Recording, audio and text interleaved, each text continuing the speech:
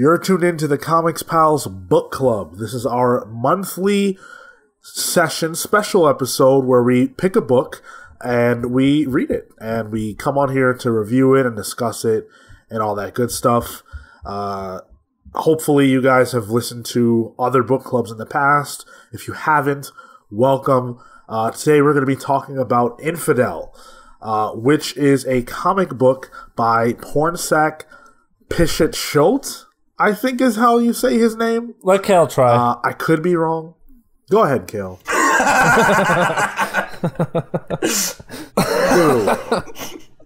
Hold on. Granddad needs to put on his trifocals. Pichetshote? Shody. Pichetshote? Oh, You did your best, son. Hesitation. Pichetshote Campbell? okay, great. And also Aaron Campbell, which is let's say, a far easier name to say. Certainly no shade at Pornsak.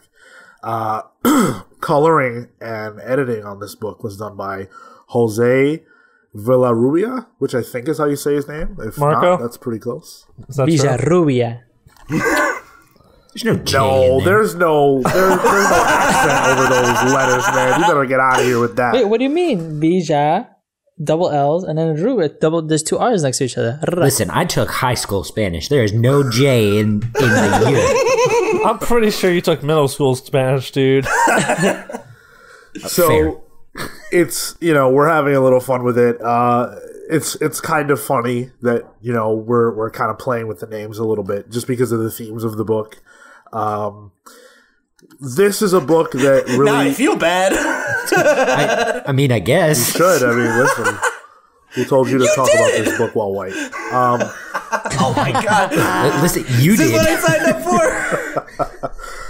I don't want to be here either. Guys, Pete was so scared about doing this episode, he kept pushing it back because this book gave him actual nightmares.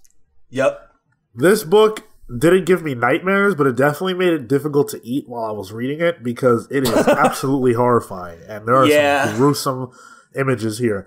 So this book, Infidel, actually has been optioned for a film, which is really not a big surprise at all, because it has been a big success since it started. It's a 5-issue series that is over now, so if you want to pick it up and you haven't had the chance to read it, I highly, highly recommend that you do that, especially because we're talking about it right now. But I want to start with kind of just a general question to set the tone. Have you guys ever read a comic book that dealt with... Nailed it. I don't know about that. I'm not so sure, at least in Marco's case. Have you ever read a comic story that dealt with racism before? And for the sake of this conversation, Mouse doesn't count, because that's the Holocaust. So, Marco, you want to start? March, yeah. And with that, it was sort of, compared to the issues that are dealt here, March was a lot more overt in the way that it handled racism. It was more about the what we consider like the bad guy of racism, the Ku Klux Klan. You have just general bigots and people who portray this hate. But this is about the things that people don't catch and the things that people don't see, and it contextualizes that in horror. And this is really, it was a really great comparison and great way to drive horror within racism. So I have read books that dealt with it, but not in this sort of way. That was a very, very good way to explain sort of what this book is about or what it is. So thank you for that. Phil, what about you? Yeah, kind of, but not in an overt way. Reading kind of 40 years of X-Men comics is kind of allegorically dealing with race in an era perhaps where it was a little more difficult to tangibly talk about. In a more overt sense, Probably. I'm actually struggling to think about more overt books that deal with it. I'm sure I have. But the first thing that came to mind for me was classic Chris Claremont X-Men books. Fair enough. How about you, Pete? I've definitely read, a number of books, if I sat here and thought about it, where race is a theme, but not where race is the theme, because, I think obviously the X-Men is a good example, but even something like Saga, the issue of a race war is the is the jumping off point for what the rest of the story is about, and themes of prejudice and otherness and those sorts of things are present in that book, but I wouldn't say that what it's focusing on is talking about race and racism, and especially not in a grounded, tangible way like this book does. Obviously there's the horror elements, which bring a level of, the fantastical to Infidel, but everything else is, especially if you live on the East Coast, is very familiar, Of the 5 people on the show, 3 of them lived in New York City, 2 of them grew up there. So it's and I know both Phil and I have spent a good amount of time there over the years. So it's it feels a lot closer to home than those things. And it feels like it's examples. They just feel a lot more, I don't know, I guess just human. What about you, Kale? I think for me, I would probably say that most of the ones I have read have been about the Holocaust. I know you said not to count Mouse, but Mouse. And then Thanks, there's also one in particular that has been burned into my brain. I read it for the first time when I was very, very young in my grandfather's Smithsonian book of comic books. I've talked about this a long time ago on the show, but there's a comic in it called Master Race. Oh yeah. It's from the 50s, and it's about a former Nazi hiding in New York City, and he sees I think it's on the train, right? Yeah, it's on the train. That's a good ass book. I can't remember. He sees someone that he recognized in a concentration camp on a train. And I can't remember if it's a victim or or an American soldier or no, it's a person from a camp, and he's overwhelmed with fear of being identified as a former kind of SS officer, and having to confront the atrocities he committed, 30, 40 years ago, or I guess 10 years ago, based on when it was published.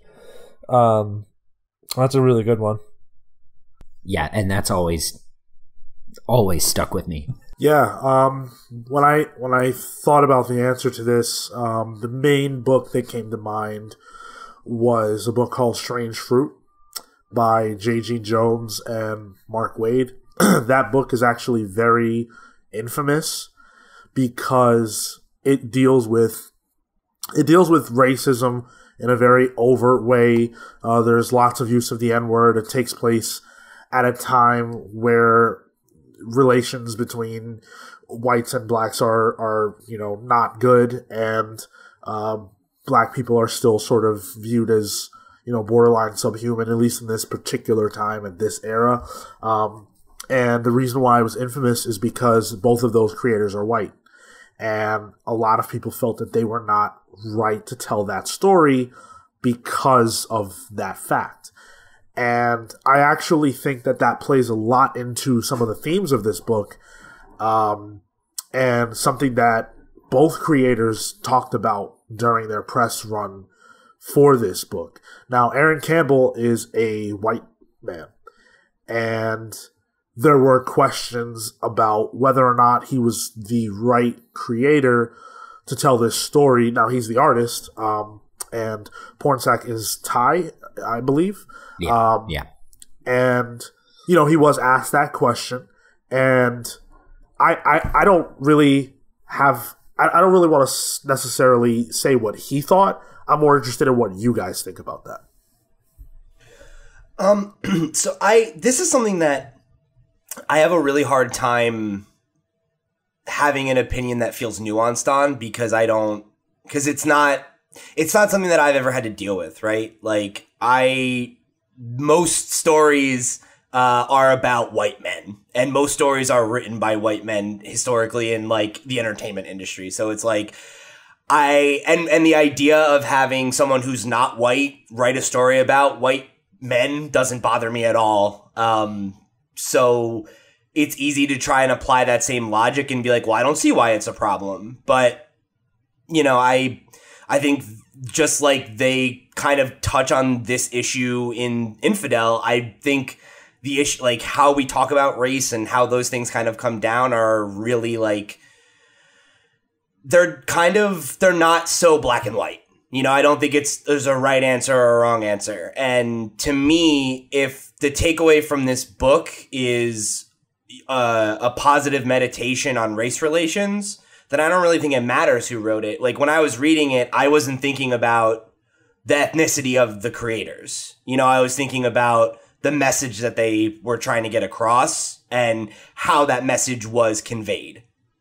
And maybe that's a thing that I can do because of the fact that that's been my experience, right? That like, I do have that privilege of not thinking about that because it's not something I've ever really thought about. And I recognize that if you were, you know, a Muslim American woman, maybe you would feel differently about this book, you know? So I don't know. And I think asking that question and the way that it asks that question is one of the things that the book does the best. Was that there are a few moments where it presents the reader with a question that I stopped reading and thought about how it made me feel. And more often than not, the answer wasn't clear. I feel this way or I feel that way as well.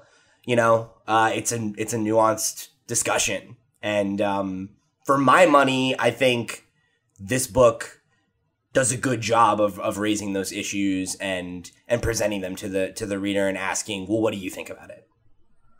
Anybody else want to jump in on that one? So I appreciate you bringing this up because I actually thought that, like when I picked up the book, you know, I saw the name Pichet. Yeah, I believe that's accurate. Yeah. And then I saw Campbell. I was like,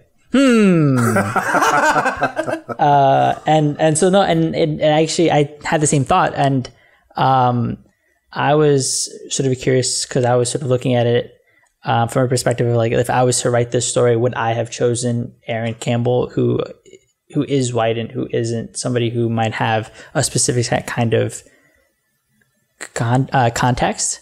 And I think it sort of depends.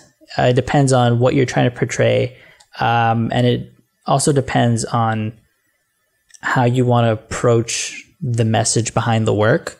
Growing up, my parents, they were part of an Ecuadorian organization that put on plays and productions and stuff, and they would have to work out things between either hiring more Ecuadorians when there was so little here in the States, or having to include workers who were just musicians outside of their cultural context, or dancers and stuff like that. And it was always sort of a matter of, I mean, they're here to do the job, and I'm okay with them doing this because it doesn't get in the way of what I'm trying to say. And you can feel differently about that. And it's for a case-by-case basis. Like if I were to write a specific story about, let's say, Puerto Rico, or something like the writer of La Borinqueña could have worked with any kind of artist, but chose another Puerto Rican or another Latin person because that's what he wanted. But you don't have to do that. And Pisic Show didn't do that. And that's okay because that's the way he wanted to present his work. And if he wanted to work with somebody who was Thai or who was also Muslim or who had some kind of context to add from an ethnic perspective, then sure. But if not, then fine. Like it doesn't bother me either way, and I don't think it affects the work. Kel, I'm very interested to hear what you think about this one. I was actually a lot more interested in what Marco was going to say, because for me with art, I think you really have to hit a certain feel, especially in terms of genre. This is a book about racism in the horror genre, and I don't know. I don't want to. I don't want to step in Pete Shishodi's shoes. But if I were in this position, my thought would be to go for a horror artist. So I don't know. To me, I don't know exactly how the genre would affect that. I don't know. That is a really hard thing for me to answer. I don't have a solid one. Phil, do you have anything to add? It's a really complex topic, obviously, as you can tell by Kale's very wishy-washy, all over the place answer. It makes me think of kind of historical examples, like I think of something like Porgy and Bess, which was written by Gershwin, which is a white composer doing like a play about African American lives, and I forget where Porgy and Bess takes place. It's in the South somewhere, I'm guessing. Anyway, that had a lot of controversy too, because it's a fairly well-off white composer in like the 40s trying to relate to the struggle and plight of African Americans. And as you can imagine, there was a lot of issues with that. And so I think it gets dicey when you have a person try to convey a culture that they're not a part of. I don't know if Pornsak is Muslim or not. I don't know how familiar he is with Islam as a religion and those cultures. Ditto for Campbell. But I can see where there would be a bit of controversy in that regard. I don't even think you necessarily need to be white for that to be a controversial issue, because I think it has. I think it's complicated to write about something as sensitive about like race or religion when you're not a part of that race or religion. Well, in this case, both, right? Sure. Yeah. Well, and that's sort of the thing for me, like, especially in the case of the writing versus the art. As a visual artist, you can capture something, right? Like, if you're looking, especially if you're doing it in a genre, you can capture a feel, you can capture whatever it is you're going for. But as having a writer sort of be of in this case potentially potentially of Muslim faith, he would be able to capture what he's looking for in the script. He would be able to say, okay, here I really want you to emphasize how when she puts on her hijab, it really feels like a security blanket. And in the current in the current climate of our culture, there is an extreme stigma against people of Muslim faith.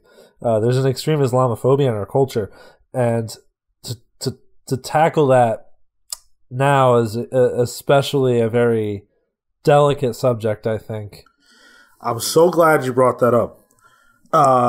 It's really good that this book takes place in New York, because obviously 9/11 happened here, and if you were living here at the time, then no matter what age you were, really, you are going to know what people thought about Muslim people at that time, about Middle Eastern people at that time.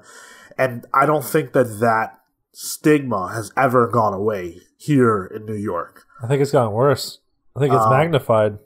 Yeah, because I don't even think it's just New York. Like, I do think it's like a countrywide thing. Like, obviously, there's like a way more personal aspect to it, but like, I feel like the anti-Muslim like attitudes in this country have only gotten worse. It's not even just here; it's Western culture. Like, you see it throughout Europe. We're getting away from the point that I was trying to make. Thank you, guys. So because this book deals with a bombing of a building, right? It immediately evokes those same kinds of thoughts. And that go ahead, Marco. Actually, I was going to say, it reminded me of like a couple years back, there was a building explosion around like West 4th or something. That was the first thing I thought. I was like, oh, that's exactly what I thought of. It wasn't a terrorist act or anything. It was like a gas thing, but that's the first thing that it reminded me of. And so that's exactly what happens, right? And that kind of brings me, now I want to like actually dive into the book, because there's horror elements to it, and those are the surface level, right? But I think what drives the book more than anything is actually the character interactions and the way that these characters feel like real people in a lot of ways. You can find elements of these characters in real people that you know. You probably know someone who has said something or expressed something that was similar to some of the conversations that take place in the book. And I think the character who best exemplifies what I'm talking about is Grace. So Grace is the Asian girl who is friends with everybody. She's friends with Aisha and the whole crew. And when they're sitting down and having a conversation about the building and about, everything, she sort of says, oh, well, they blow up buildings, in reference to Muslim people. And that causes Aisha to freak out, who is a Muslim person. And Grace sort of says, she goes, oh, I'm not really good at telling who's what. And if you are a minority in this country, that line resonates, because people of all kinds, they don't have to be white. The fact that she's Asian is actually perfect. She could have been anything, but the fact that she's a minority is perfect, because it happens all the time where someone says something, they think they're in a quote-unquote safe space to make a comment that's off color or that's expressive of how they really feel about a certain group of people, not realizing that that group is represented presently. So the question is, how do you guys feel about the way that this book tackles race relations through these conversations that take place in pretty much every issue? It's funny because, generally when we kind of start these book clubs off, we like offer like kind of our surface level thoughts before we get into like the matter at hand. And that question, my answer is very representative of my overall thoughts on the book, which are, I think that those conversations are the most interesting parts of the book. The horror angle of like how racism plays into like the supernatural elements, I found to be way less interesting than the actual just character dialogue. When they were just sitting and having conversations about, and not necessarily about race, but like about racism. Those were all of the most memorable moments of the book to me. Where the conversation that you just brought up, where they're at the apartment and we get introduced to that group for the first time, or when they're waiting outside of the apartment to go get the medical records, and Ethan is the roommate, right? There's Ethan and Reynolds, yeah. And then Reynolds is the other guy that lives in the building? Yeah. Right, and there's that whole interaction where Ethan's like, oh, what, we can't trust him because he's white or whatever? Like, it's those moments where there's just the characters facing the reality of how other people are acting or how their own attitudes are responding to these, like, those things were the most engaging parts of the story for me. And it was the actually the supernatural element that kind of like, I wouldn't say lost me, but where I felt like the book got tripped up. Listen, we know you were scared. And and to that actually, and to what you were, that same sort of sequence, Sean, I think what the book does really well with it is it makes those subtleties overt by including the horror there. So like in that same sort of scene, Grace goes, I mean, I didn't realize he was Arab. It's bolded, and then right next to it is this face, this like ghost paled face, and it scares you because one, you don't expect to see it there, but what it also does, it kind of, when I see it there going, he was Arab, it's bolded, it's because it's trying to point it out that it's like, oh, it's a generalization, and this generalization is being pointed out with this face next to it where you wouldn't expect it because you think that that's what's okay. And so it works in two ways. The horror calls out something that, because this is from the perspective of a minority, calls that out, and then includes the horror there because it's trying to make that connection between horror and racism. Yeah, that's a really good point. The horror in this book is used, and I think horror is often used as a way to heighten or bring out what's sort of hidden or what's accentuates under the surface. Exactly.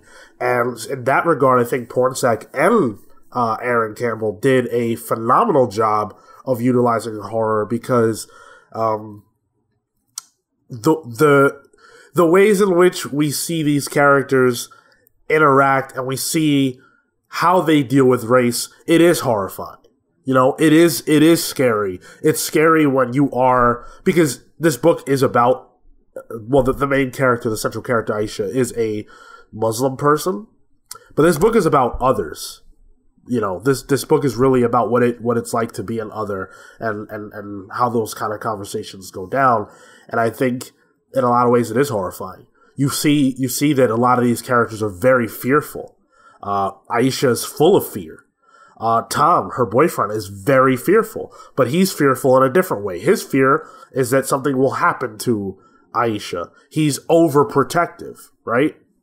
Leslie is fearful because she sees that within herself she has prejudice and she has bigotry and she doesn't know how to handle it. And those things are being brought out by the horror elements, and that's why I think it was so effective. So where it lost me is I thought that the book started really strong. I think the first couple issues in particular like really grabbed me, but it really didn't stick the landing for me for a couple of reasons. Where a lot of the characters that you just mentioned, right, as being standout characters, especially in the opening issues, are kind of sidelined near the end of the book. And then I remember feeling the ending in particular I found to be really unsatisfying because I felt like they wanted to explain what happened. And that's always a cardinal sin for horror for me. When they try to unravel and be like, we don't like, when there's that whole moment where Aisha's kind of like wrapping things up, and she's at her mother's house and she has this thing of like, I don't really know what happened, but here's what I've been able to piece together, and it's like, maybe this is what happens. And it felt like very like, let's take time to fill in all the blanks that we didn't fill in. And I really didn't want that. And I think like getting away from those characters and focusing on some of the supporting characters like led to moments that I enjoyed, but like I was never as interested in what was happening after Aisha was no longer the active narrator, I kind of agree. I think the end for me was sort of, I felt shoehorned just because the way they sort of wrap up the, what was it, the whole like trial, and they were talking about the lawyer, and Medina was, what was it? No, Aisha was found innocent, and there wasn't any of like those sort of threads were just kind of dropped. That's what you were saying, Pete. And I think they were trying to sum something up, and towards the end where it just kind of ended, you just have to have faith. It was one of those things that I was trying to figure out that I don't really think I took something from that. So I would agree. I don't know. The end sort of didn't stick it for me. I thought overall the book was great, but I don't know. The end just sort of got me. Yeah, it's curious because the first issue, there's a lot of palpable tension with Aisha and Leslie. There's that whole thing where Leslie offers her, I think, pork, and Tom is like, "What are you doing, Mom?" And it kind of leads you down one road where you think like, "Oh, Leslie's going to be some manipulative, controlling old woman," to kind of subverting that. But the whole thing with Aisha, obviously spoilers. If you haven't read the book and you'd like to, I would stop now and read the book and come back. Otherwise, buckle in, folks. When Aisha is effectively possessed, kind of. I mean, she's not really possessed, but she's being assaulted by the the demons in her building, and murders Leslie and puts Chris in a coma. Her neighbor believes that she saw it, and she kind of had a predisposed racial belief into thinking that she was responsible for this Arab woman. And then at the end there, where she's cleared of all charges, I couldn't piece together there was this strong theme of prejudice based off preconceived prejudice, and that climax of the book, I didn't feel like there was a payoff for that. She's just found innocent. I was trying to figure out what the point was. Go ahead. Well, yeah, to kind of add to that, for me, I think where it loses me, it's similar to what's already been said, is when you lose Aisha as a driving force. Yeah, because Medina as the vehicle of the book. Yeah, after that. Yeah, because for me, I to your point, Phil. In the first issue, I was really interested in the family dynamic that they set up. Yeah, and then that's gone right away. There's really very little time invested in that. I think they kill the mom off in the third issue. It's the second or third issue, yeah, and then that leaves half the book where the characters that I was invested in are not active players, and I felt like there were a lot of characters that were introduced that were kind of similar to how you felt about our the characters in 4Kids, Sean. They just felt like they were a means to an end for me. Is it Sendhill or Sendhill? I don't know how to pronounce that guy's name. Yes, Sendhill. Sendhill. Yes. Yeah, so Tom's best friend, it was what did that character actually achieve in the narrative? Yeah, right. He was a body for the pyre. And I felt that way about Grace as well to an extent, but she at least had the purpose of that conversation that she's involved in, And then they meet up with her at the coffee house or whatever, and then we literally never see or hear from her again. And it's that's fine. And I felt kind of that way about Ethan's buddy, the other guy who lived in the building whose name I still can't remember, the white dude. Where it was he felt like he existed so that Medina could say that one thing about him in issue 5 and have, or 4 or whatever, and have that moment. And that's fine. I don't mind there being some supporting characters that just exist for that. But I just felt like they established so many characters when I really cared about the first 4 that they showed me. And I didn't get enough time with any of them. I so disagree with you guys. I think that every one of these characters serves a pretty large purpose when you understand what this book is about. The book is about these dynamics, and it's about real people struggling with a real thing, that thing being the very serious problems we have in race relations in this country. I mean, Reynolds and Ethan have what for me was the most important conversation of the entire book, and the one that I've been thinking about since I finished this book, which is their conversation about the one friend of Ethan's, or of Reynolds. Yeah, his best friend in high school. Yeah, the girl. It was Ethan's friend. Okay, well, the girl who says that he initially thinks that she only dates preppy guys, but then he realizes that she dates white guys, and asking what's the difference between somebody having a preference like redheads or blondes, or having a preference for race. And there's a lot of subtext there. Those are things that, I mean, sure, you could change your hair color if you wanted to. but you can't change your race. You know, you can't, if you have a certain body type, you can't necessarily alter that. There's a lot of nuance there, and I really was here for those character interactions. And I think for me, the character interactions between Aisha and Leslie are as strong as the conversations that we see all throughout the book, because I believe that Pornsak does a really, really great job of delivering the messages that he's trying to convey, that ultimately had me asking a lot of questions myself as a person of color.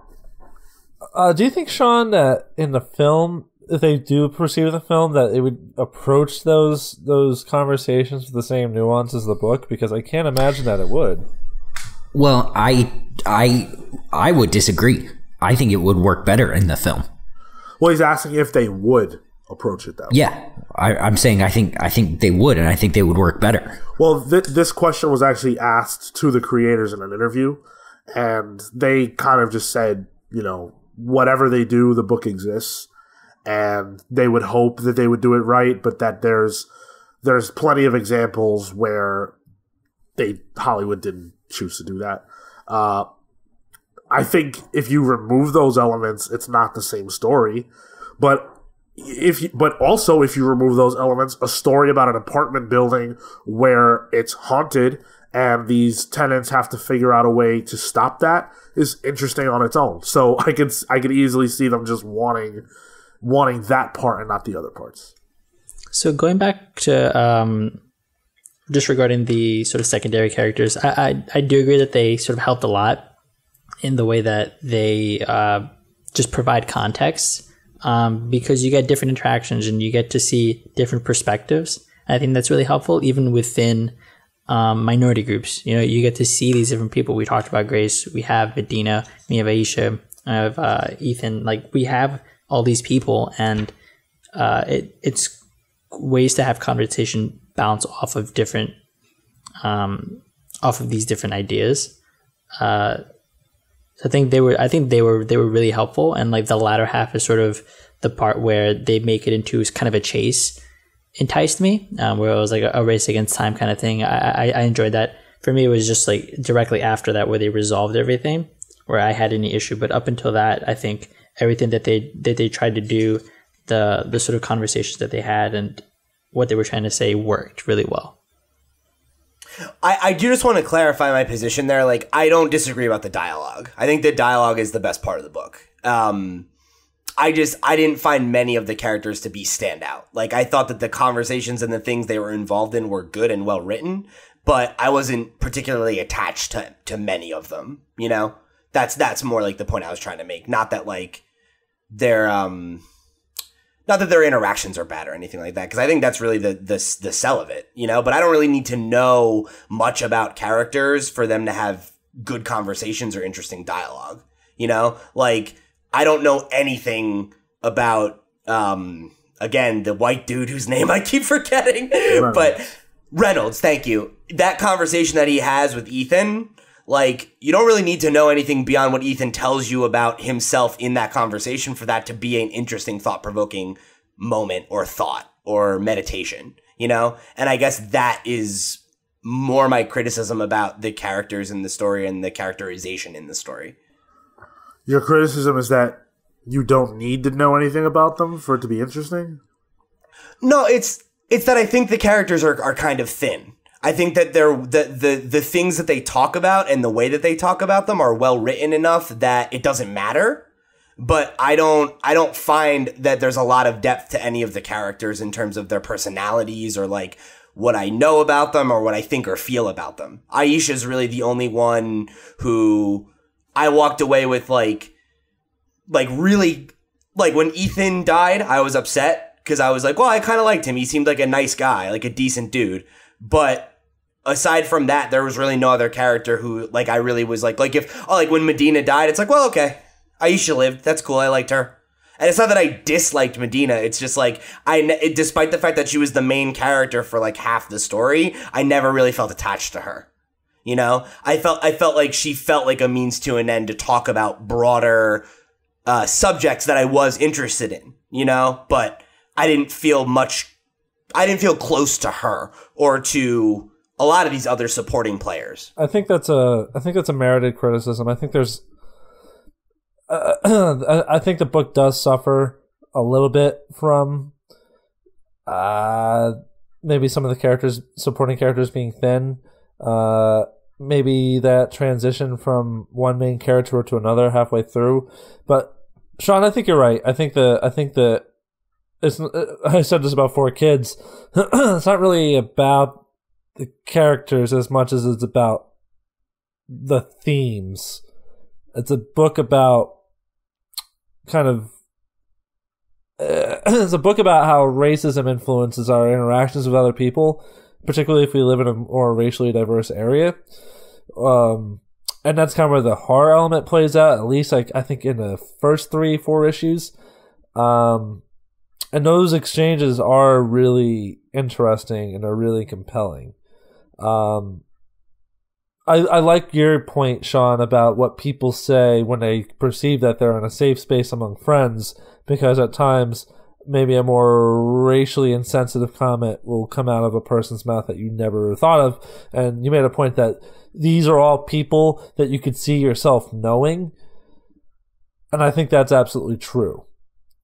So I could see why for you, Pete, there was a bit of a fizzle out toward the end. And I share that to an extent.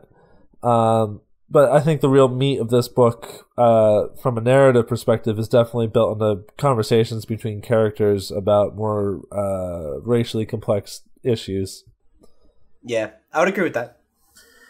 I mean, in my case, I've known people like this. Like I've experienced being Aisha many times, many times, because I'm multiple different things. I'm not just black, you know, that's the meme, but you know, I'm also Dominican, I'm also Irish, and I've dealt with a lot of people's comments about parts of me that they don't see in me.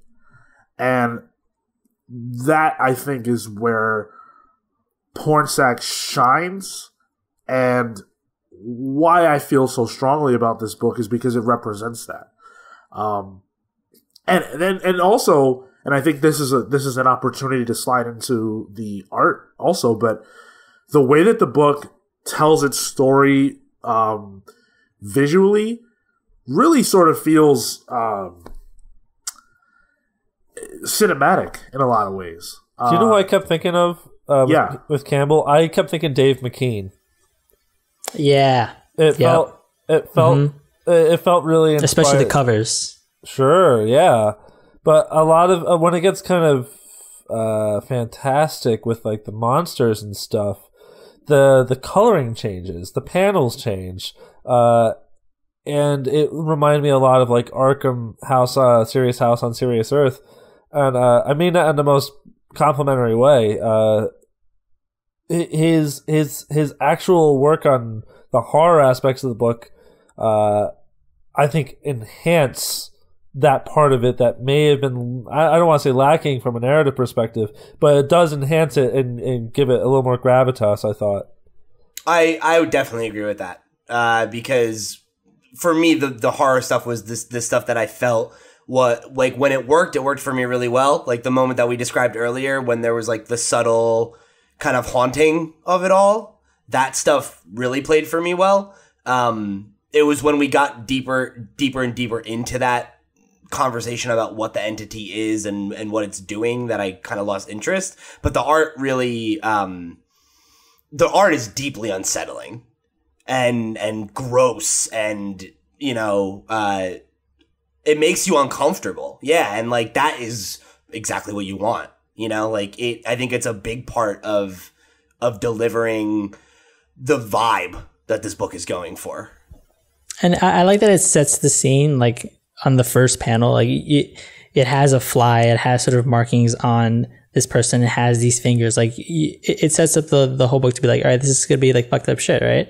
And then the reveal, going back to what you said, Sean, about it being cinematic, the first time we actually see this this entity. She's sort of trying to find a fuse that they thought blew out. On the previous page, it's only like 2 panels. We're just coming out of some different conversation, and then boom, it's just you turn the page, it's a full page spread of just this grotesque being, and it's abrasive, and it's done really, really well.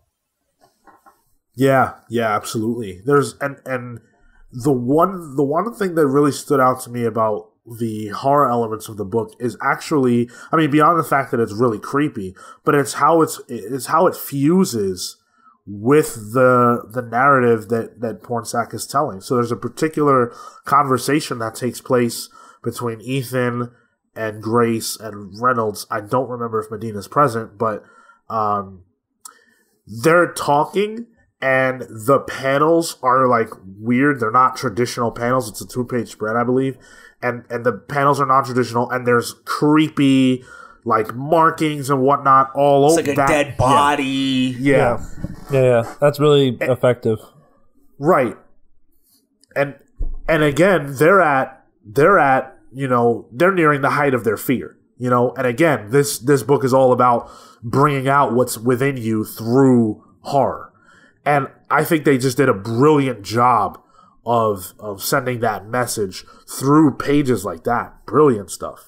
And apparently, on what Marco just held up was kind of what I was talking about. I get real randy for excellent paneling in comic books, because it's such a excellent framing device in trying to tell a story that I don't think is explored as much in books as it could be.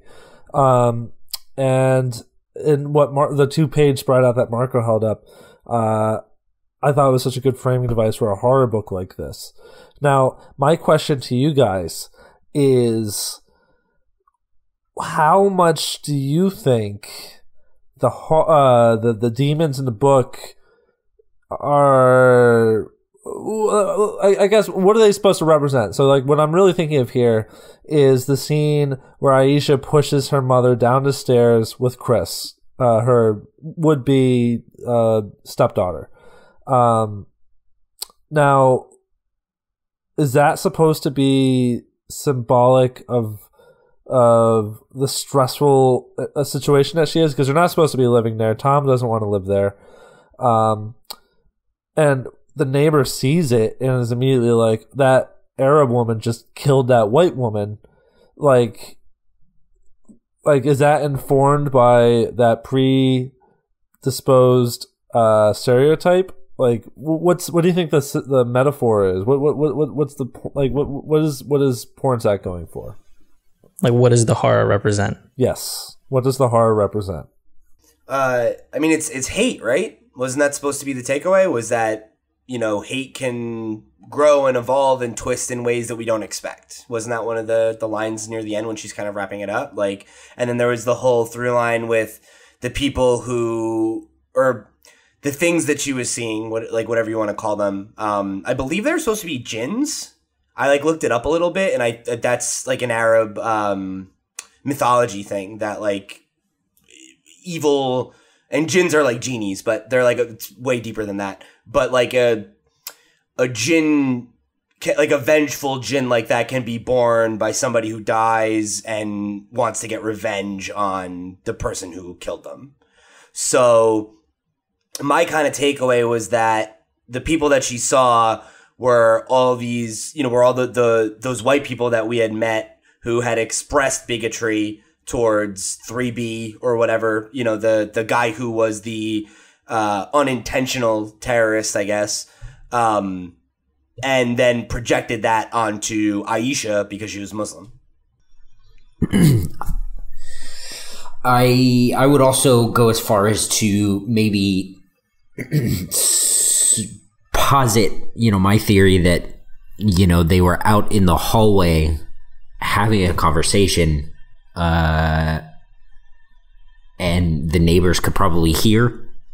The one that actually saw it, we have to assume, was already out, right? So I feel like it was like she opened the door to put garbage out or something. It looked like she was walking out for something casual and just happened to catch it. Right. I would and judging by the way these demons or whatever work, the neighbors could probably hear what was going on, so there was probably some energy manifested that made them show up. Yeah, I don't know that it's ever really, really clear, but what I got out of it personally was, again, just that the feelings of the people in the story were made real by these demons whenever they would feel them. So, for example, when Aisha is in when they're having that conversation in, I forget whose house, but Grace says when Grace says the thing that kind of makes that comment, there's like a little creature in the plant or whatever, and it freaks Aisha out. And it's anytime that there's something prejudice said, or anytime that someone feels fear, or anytime that someone's angry, at the end when Tom is full of rage towards Medina, there's a demon on his back. So I think that's where they get their power from. They become empowered by other people's negative emotions. So real quick, I had a question I wanted to present to you guys now that we're in this section of it. Do you guys remember, I want to say it's in issue 1 or 2, when Leslie takes the knife from Aisha and she sees the reflection? Mm-hmm, mm-hmm. Yes. What the fuck was that about? I was really confused by that because I thought the takeaway was that only people who had experienced the like hate could see it. Because like the neighbor couldn't see it, and there was like another character who couldn't see it, who was like another just like whatever random white person who got involved. And I was wondering what you guys thought about that. Like why did she get a glimpse of it when none of these other people did? So you're talking about the reflection in the knife specifically? Leslie has a moment where she's like, "Oh, never mind." It's because Leslie herself has prejudice feelings. She feels fear and prejudice towards various kinds of people. There's a moment where she sees a black guy on the bus, on the train, and she clutches her purse. But in that very panel, you can see sort of disgust on her face, and I think it's disgust at herself for feeling those ways. And I think that is manifested because when she has the knife in her hand, maybe there's a flash of those prejudice feelings of her. So you're saying desire. Because she feels bad about the fact that she's prejudiced, that's why she can see it? It's probably I don't think. Well, who can see it? What are you saying? Leslie can see the ghosts or whatever. I don't think Leslie can see the ghosts. She does. In the knife, she sees what we presume to be a reflection of one of these. Yeah, she sees the reflection of the. She sees it in herself, is what I'm saying. Yeah. Okay. Yeah, and like that, I buy that. I guess I'm just wondering why her, and I wonder if it is that self-actualization that she's going through, if that's supposed to be the takeaway. Because the neighbor who accused Aisha of the thing, the only other takeaway I could think of would be, did she not see it because she wasn't actually racist? Or, like what was, like, why is Leslie different in that? In this specific thing, when like the book makes a point to point out to us, like Medina says, we can't trust somebody if they can't even see these things. Because Leslie was feeling fear. She almost got stabbed. She grabs a knife. She's in a heightened emotional state. Like I said, I think this is based around emotion. She's in a heightened emotional state. She's feeling fear. She recognizes the prejudice within herself. She looks at the knife. She sees her own reflection. I think Sean's right. I mean, that's kind of my impression too. If these jinns are supposed to be emblematic of kind of negative emotions, and they're personified through that, her seeing that reflection in the knife is not only her cognizance of her own bigotry, but it's personifying her being paranoid that her daughter-in-law is upstairs wielding a knife, freaking out. Because her mind immediately went to a more bigoted place from that. Yeah, I did think that was... Leslie was such an interesting character. because I thought that whole the way that like we saw our expectations of her subverted were really interesting to me. Because even when like Aisha is like going crazy, I don't know, did you guys get the impression? Like, I got the impression that she still had those thoughts at the back of her mind, but when there's actually the moment where she's, like, bugging out and she's like, hey, stay away, like, we're gonna figure it out, but right now, like, you're not right in the head, like, it definitely seemed like she was coming from a place of, like, genuine, concern and, like, trying to overcome those feelings. Because, like you said, Sean, I also got the impression that when she felt herself recoil on the bus, that she was, like, felt shame for the fact that she did feel that way. You know, and that's actually how I sort of viewed why she was able to see it, is because she's or sort of in that realization, that point where she can call herself out on these things and catch herself, and that's why. Like, that is sort of the takeaway I got from that. That makes a lot of sense to me. I hadn't thought about it that way, but us talking about it, like, I feel like that's kind of my takeaway too, because that seems to be the only tangible difference between her and these other people that couldn't see them, is that like she is far enough along, like on her, like, you know, journey with this, that like she is coming to a place of realizing like how ingrained those feelings are. Right, yeah, right. And like even when she like talks about it with Chris kind of briefly, and she like mentions that the root of it is this traumatic thing that happened, and that it's fear, and that it's like, you know, fear is leading her to be hateful, and that like, you know, that isn't necessarily true to her nature maybe. Yeah, and again, that's why this book I feel is so great, is because there are so many questions that you can ask about it. You know, there's so many ways that you can approach thinking about it. I'm really intrigued by the different ways we came away from this book. Just because not all books do that. A lot of comic books do not do that. And this is the first comic book, or actually this is the first piece of content that I've ever experienced in any way that kind of combines horror with a conversation about race and xenophobia and all those other things. And that's really unique and special, and I want to see more of this kind of thing represented. And then we should read some Swamp Thing, huh?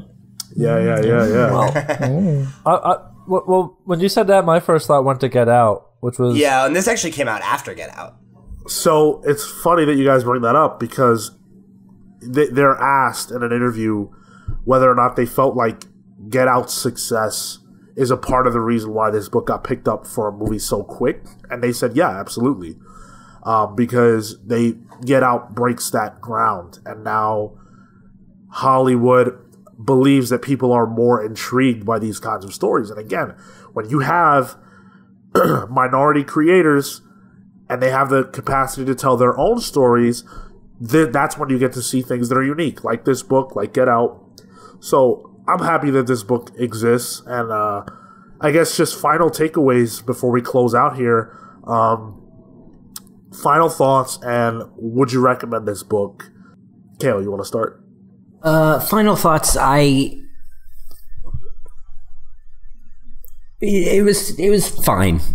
You know, I think for me, you know, it's like I said, I think once you lose the driving vehicle, you know, the driving character behind the book, for me, it sort of falls flat. I think the dialogue and the characters surrounding the action, maybe not the characters, but the dialogue is all the conversations are all interesting, and they are all gripping, but they don't. It's hard for me to say that they serve the story in a way that both works for the horror and serves the allegory. You know, I never really feel like it does both. I can't help but feel like if Aisha were in this whole book, it would work better. That said, it was a good read. The first 2 issues were very good. The tension was palpable. The art is grotesque in the right places and fantastic, and Aaron Campbell's penciling and everything else is tremendous. As for recommending it, I think there are other things I would recommend first. In the comics horror genre? Yeah. Okay. Fair enough. How about you, Phil? Well, I think that I think that I think it was pretty good. I think the setup was really good. I think Pornsack did a really good job of establishing his characters early on. I think, to what you said, Sean, I think he did a great job of introducing complex subjects and meaningful dialogues between his characters and supporting characters. I do think it falls off a bit in the 4th and a little more so in the 5th. But I do think it overall was a pretty good book. I would recommend it to other people, and I'm curious what a film adaptation would look like. All in all, I think this is a pretty good entry into I think doing horror in comics is actually really challenging because it's so easy to jump ahead and kind of spoil things for yourself. And I think one thing that this book falls short on a little bit for me is I think it turns a little bit schlocky in the 5th issue, where it's like we have to survive the ambush of these monsters and people start dying left and right, which is kind of a horror trope. But its framing is interesting. The art is really complex and fascinating, and I really took a lot of that too. I think overall this is a really solid book. I'd give it a nice 7.5 out of 10, I think. So that's where I'm at. Pete?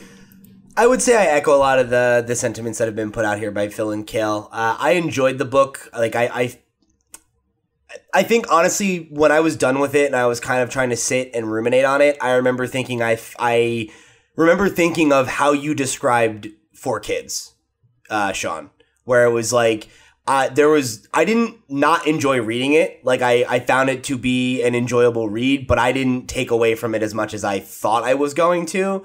Especially after the 1st and 2nd issue, which really gripped me. I think first issues are oftentimes, like we make the joke on the show, a first issue is a first issue. I thought the first issue is arguably the best one. Or at least the first 2 were for me. And as much as I was really into the overall idea, I was really into the themes and at times how it chose to explore them. I had a lot of significant problems with the actual execution of the story. And in terms of just like I said, I think it really failed to stick the landing for me. And it set up a lot of character dynamics that I found interesting and then really didn't develop them as much as I had hoped. And I remember hitting a point near the middle of the book where I was still really, really engaged and I was waiting for all the pieces to come together and for it to kind of click for me and for that deeper meaning to really show itself. And I just feel like it never quite got there, and then I think at the end, it did a lot of telling me what it wanted to say and how I was supposed to feel rather than making me walk away feeling those things. And considering it did such a good job of asking big questions and making me sit with them, the fact that it didn't do those things well was really disappointing to me. And I think my ultimate takeaway is that I think it had a lot of really nuanced things to say and it did and said those things well, but I really don't know how much I feel like the horror element of the story served its greater purpose. And I think that dissonance keeps it from being a great book for me. It was a book I enjoyed. It's a book I'm glad I read because I don't know that I would have otherwise. But in terms of like if somebody was like trying to get into comics or you know, looking for that image recommendation from me, I don't know that this would be one of the first books I recommended. But if somebody was like, well, I'm really into horror, it might be, you know, good, not great. Okay. Marco? To start off, yes, I would recommend this book. Actually, I had a conversation with a workmate who had recommended me this book because she's also into horror comics. So I had heard about it previously, and just based off reading, yeah, I would definitely recommend it. I think for how sort of the art how the art works with the story and the message it sort of tries to push, I think it, for me, amplifies it. I think it does a lot in tandem with the writing and with the sort of larger idea that it's trying to push, specifically in those parts that are nuanced, because they get accentuated here. And I think that that's good because it's sort of a way to make these things aware, and to what I said earlier, also play up the horror there to give you that suspense and to give you that sort of push that poignant idea. And overall, I think the message works. I was hooked through the end. To what you guys were saying, I definitely agree. I think the first issue was excellent. It grabbed you. It told you what it was about. And then it, I think, paid off all the way up until the very end. For me, everything where she gets out of the hospital, I think, to what Pete sort of mentioned, it tries to wrap everything up in a bow, and I think it doesn't do that well. As for everything else, I really think that it does everything well. Very, very, very well. For me, this is like a 9 out of 10. This is a really good horror book, and I'm glad I read it. Obviously, I'm the one who picked this, so I would recommend it. I would recommend it specifically to people who are into horror comics, because I think it, like, for me, this is one of the best horror comics I've ever read. I think it does horror extremely well.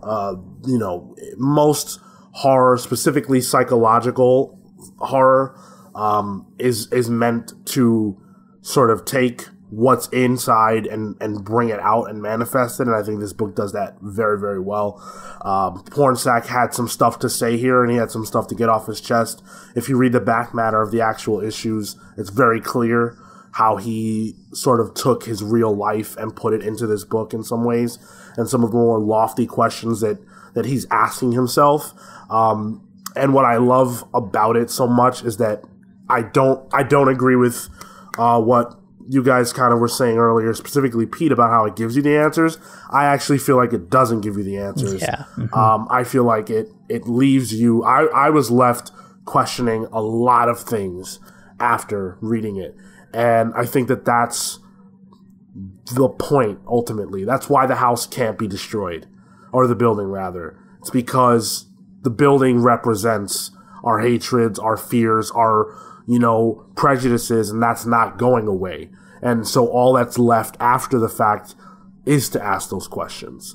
And I think that's really the best message this book possibly could have left me with.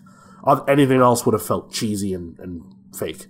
So in that regard, I think it's brilliant. I think Aaron Campbell did a great job.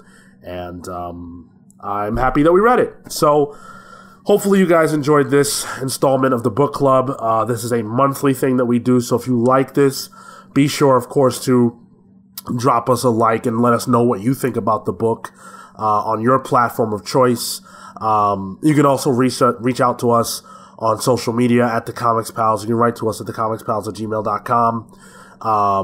And if you're on YouTube and checking this out, of course, you can leave us a like, drop us a comment, share the video with your friend, and subscribe to our channel. It's free to do, and all those things help us out a lot more than they cost you to do. So that's going to do it here for this installment. Tune in November, because then we'll be releasing Kale's next book, which is... I believe it is Pride of Baghdad from Brian K. Vaughan and someone else. That is correct. And it's dropping November 30th. Cool. Last day of the month. So that gives you a whole month. Get reading. Be thankful for that because it's There you go. Thanksgiving. And with that, we're the Comics Pals signing off. Take care, guys. Spooky, scary. See ya next month. Deuces. Do they make Thanksgiving comics?